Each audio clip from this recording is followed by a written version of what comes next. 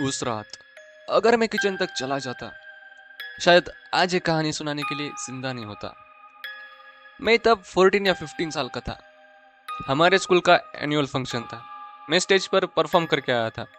घर वाले भी आए थे। रात का टाइम हो चुका था। हम लोग करीब 10 या 11 बजे घर पहुंचे। सब थक गए थे। फिर सबने खाना खाया और सब सो गए। अब हमारे घर में दो कमरे थे, एक हॉल और एक किचन। हॉल की लाइट बंद रहती थी, सिर्फ किचन का एक बल्ब जलता था रात में। उस बल्ब की रोशनी एक दरवाजे से होके हॉल की दीवार पर पड़ती थी और उस रोशनी का एक फिक्स पैटर्न था रोज का। उस रात भी वही पैटर्न था। पापा दरवाजे के सबसे करीब सोए थे, उनके बाद मेरी बहन एंड फिर मेरी माँ, और सबसे दूर मैं सोया था। पता नहीं कितना टाइम हुआ था, शायद रात के 12 से 2 के बीच मेरी आंख अचानक खुल गई। मुझे नींद नहीं आ रही थी।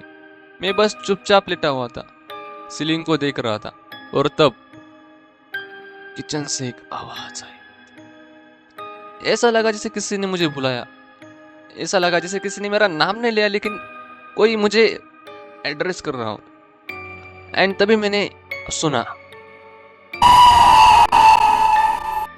वो आवाज एक लड़की की थी, इतनी तेज, इतनी गूंजती हुई कि कोई भी उठ जाता, पर कोई नहीं उठा। सब सो रहे थे, जैसे किसी ने कुछ सुना ही नहीं, जैसे सब लोग बहुत ज्यादा गहरी नींद में सो गए थे। 3 या 4 मिनट बीत गए, फिर से सेम आवाज, सेम कपकपाहट। वही मैंने सुना, बिल्कुल सेम टोन, बिल्कुल सेम जगह से, जैसे कोई किसी को बुला रहा हो, या फिर शायद मुझे ही बुला रहा हो। ये आवाज टोटल 4 बार आई।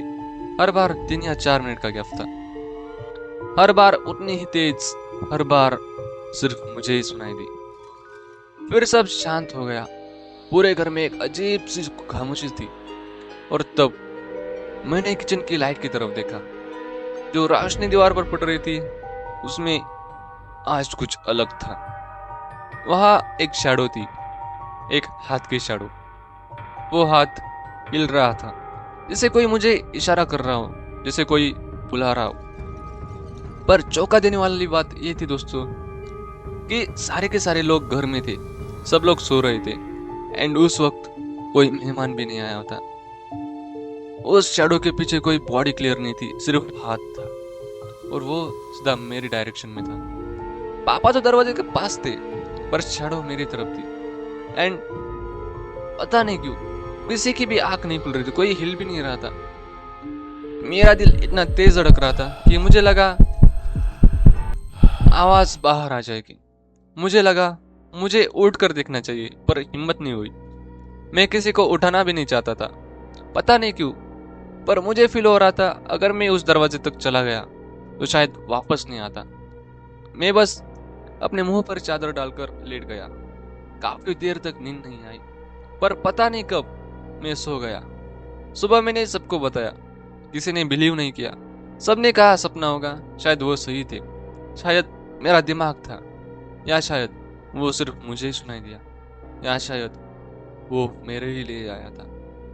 पर एक बात आज तक मुझे डराती है दोस्तों, वो आवाज, वो शैडो सिर्फ मुझे ही क्यों बुला रही थी। और अगर दोस्तों मैं उस रात किचन तक चला जाता, तो आज मैं कहाँ होता? क्या मैं आप लोगों को ये कहानी सुना रहा होता, या फिर मैं इस दुनिया से गायब हो जाता? पता नहीं। तो अगर आप लोगों के वाली वीडियो अच्छी लगी हो, दोस्तों जाके चैनल को सब्सक्राइब एंड वीडियो को लाइक जरूर कीजिएगा। एंड ऐसे ही नई वीडियो के लिए बने रहिएगा। तब तक के लिए टाटा, सी यू, बाय बाय।